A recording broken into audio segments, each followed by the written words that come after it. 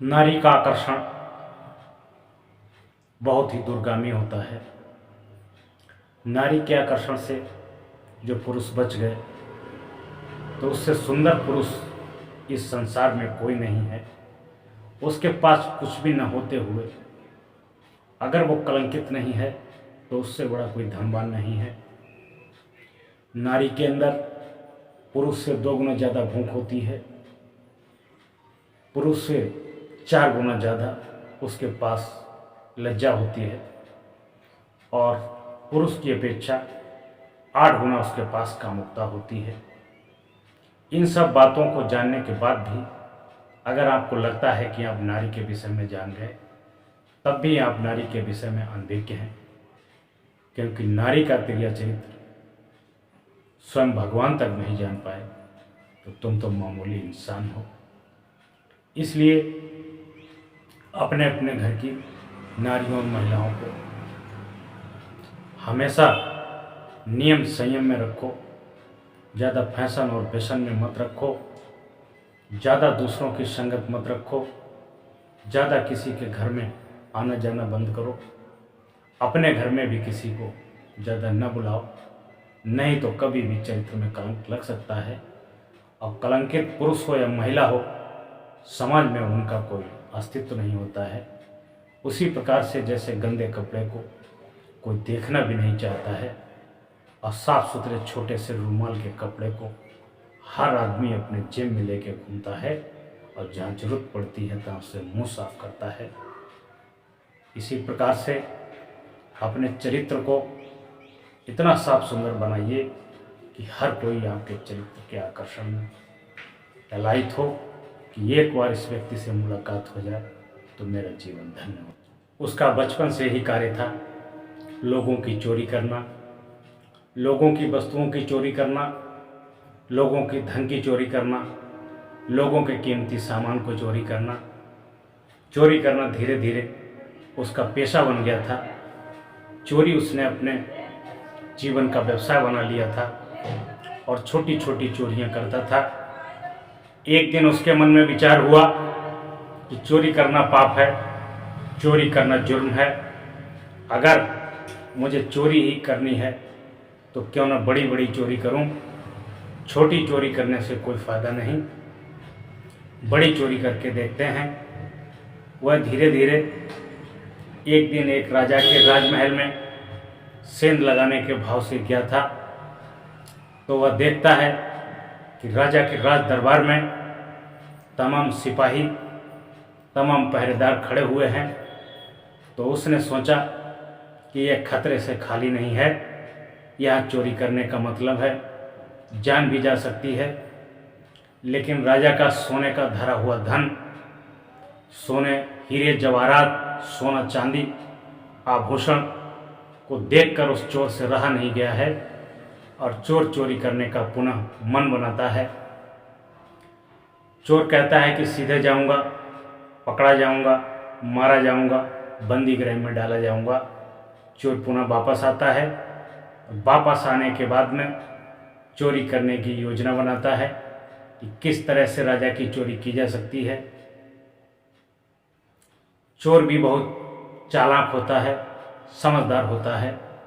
चोर जितनी बुद्धि चोरी करने में लगाता है, अगर उतनी बुद्धि सही कार्य में लगा दे तो उसका कल्याण उस चोरी से ज़्यादा हो सकता है और वह हमेशा प्रसन्न और खुश रह सकता है। लेकिन चोरी गंदी भावना से कितना भी रुपया पैसा धन चुरा लिया जाए और कितना भी हो जाए, लेकिन उसका मन सदैव चिंता और टेंशन में रहता है, जिसके कारण चोर को कभी सुख शांति नहीं मिलती है, हमेशा दुखी ही रहता है। चोर राजमहल से वापस आता है, राजा के वस्त्र धारण करता है। वस्त्र धारण करने में उसे लगता है कि अगर राजा के वस्त्र पहन करके खजाने में जाऊंगा तो शायद पहरेदार हट जाएंगे और वहाँ से धन को चुरा लिया जाएगा।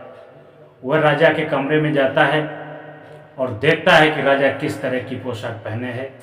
उस प्रकार की पोशाक अगर बनवा लेगा तो वो राजा लगेगा और उसके सिपाही उसको नहीं पहचान पाएंगे और वह आसानी से चोरी कर लेगा। राजा के महल में देखता है कि राजा और रानी दोनों सिंहासन पर लेटे हुए होते हैं और वो राजा को पहचान लेता है कि किस तरह की इसकी पोशाक है और मुझे भी ऐसी पोशाक बनानी चाहिए। कुछ देर के बाद पुनः हो जाता है कि राजा की कोई दूसरी पोशाक चुरा ली जाए, क्यों मनमाने का झंझटे खत्म हो जाए। तो वह देखता है कि राजा अपने बिस्तर से गायब है, रानी लेटी हुई है और रानी के साथ में कोई दूसरा सिपाही सैनिक लेटा हुआ है। चोर इस चीज़ को देख करके आश्चर्यचकित हो जाता है, घबरा जाता है कि यह क्या हो रहा है। जैसे चोर पीछे हटता है वैसे ही चोर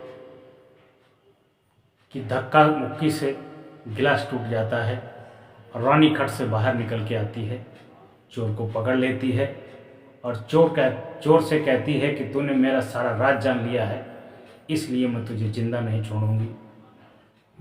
चोर हाथ जोड़ता है, विनती करता है कि मेरे चोरी करने से मेरा परिवार पलता है, मेरे परिवार में एक पत्नी और 5 बच्चे भी हैं, कृपया करके एक बार मुझे छोड़ दीजिए।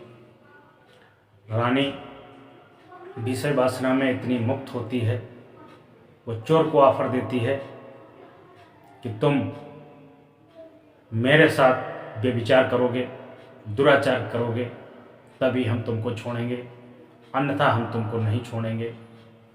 चोर समझदारी से काम लेता है, कहता है कि मैं चोर हूँ, मेरा समाज में कोई वजूद नहीं है। अगर ये बात राजा तो राजा अगर किसी सैनिक के संज्ञान में आई कि इसने रानी के साथ दुराचार किया है तो मेरा कत्ल वहीं कर देगा, कृपया मुझे जाने दीजिए, मैं ऐसा नहीं कर सकता हूँ।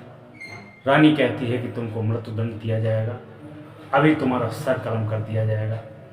चोर कहता है कि एक मौका दीजिए, मैं पेशाब के लिए जा रहा हूँ, उसके बाद मैं जैसा आप कहेंगे वैसा आपके साथ करने के लिए तैयार हूँ। चोर बाथरूम की तरफ बढ़ता है, पेशाब के बहाने वहाँ से भाग लेता है। भागने के बाद में आगे का सैनिक पकड़ लेता है, सैनिक पकड़ता है, पुनः वो वापस आता है और रानी से कहता है कि राजा साहब से मुझे इतना डर है कि वो कभी भी मुझको मार सकते हैं, आप अगर राजा को मार सको तो मैं आपके साथ भोग विलास व्यभिचार करने के लिए तैयार हूँ। रानी तुरंत राजा का सर कलम कर देती है और चोर से कहती है कि देखो, मैंने तुम्हारे कहने से राजा को मार दिया, तुम्हारे डर को मार दिया, अब किस बात की चिंता है। हवस में कोई स्त्री इतना अंधी हो सकती है कि अपने राजा को भी मार सकती है, अपने पति को भी मार सकती है। वह चोर डर के मारे भाग जाता है। उसको रास्ते में द्वार पर खड़ा एक सिपाही पकड़ लेता है, कहता है कि कहाँ भागे जा रहे हो, चोर हो। तो वो कहता है कि मैं चोर हूँ। उधर रानी साहिबा चिल्लाती हैं, इसने मेरे आदमी का कत्ल कर दिया है, राजा साहब का कत्ल कर दिया है। वह सैनिक, रानी और चोर तीनों इकट्ठे होते हैं। वो कहता है कि तुम ये बात किसी को नहीं बताओगे, केवल यही चोर जानता है और तुम जानते हो, ये बात किसी को नहीं पता चलनी चाहिए। चोर वहाँ से भाग जाता है। भागने के बाद में राजा साहब का अंतिम संस्कार किया जाता है। रानी अपना चरित्र सिद्ध करने के लिए राजा की चिता पर बैठ जाती है कि मैं राजा साहब से इतना प्रेम करती थी, राजा साहब के बिना नहीं रह सकती, मैं राजा साहब के साथ शहीद होना चाहती हूँ। सभी लोग कहते हैं कि रानी इतनी बड़ी पतिव्रता, इतनी बड़ी धर्मात्मा नारी थी कि राजा के वियोग में स्वयं अपने प्राणों की बाजी दे रही है, अपनी जान दे रही है।